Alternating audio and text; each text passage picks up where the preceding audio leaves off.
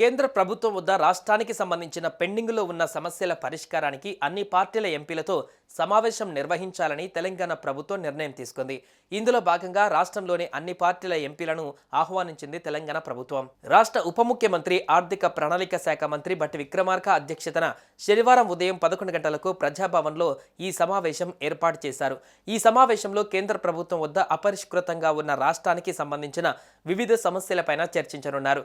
పెండింగ్లో ఉన్న సమస్యలపైన ఎంపీలు రాష్ట్రం పక్షాన పార్లమెంట్లో కేంద్ర ప్రభుత్వం వద్ద మాట్లాడాలనే లక్ష్యంతో రాష్ట్ర ప్రభుత్వం ఈ ప్రయత్నం చేస్తోంది.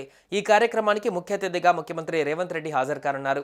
కేంద్ర మంత్రులు కిషన్ రెడ్డి, బండి సంజయ్లతో పాటు రాష్ట్రానికి సంబంధించిన ఎంపీలందరినీ డిప్యూటీ సీఎం భట్టి విక్రమార్క మల్లు స్వయంగా ఫోన్ చేసి సమావేశానికి ఆహ్వానించారు. కేంద్రం వద్ద పెండింగ్లో ఉన్న అంశాలపైన ఒత్తిడి తీసుకురావాలని సీఎం రేవంత్ రెడ్డి భావిస్తున్నారు.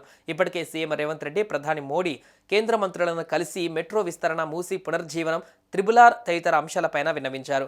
ఇందులో భాగంగానే పెండింగ్ ప్రాజెక్టులకు నిధుల సాధనకు పార్లమెంట్లో ఎంపీలు ప్రస్తావించే విధంగా ప్రభుత్వం వ్యూహరచన చేస్తుంది.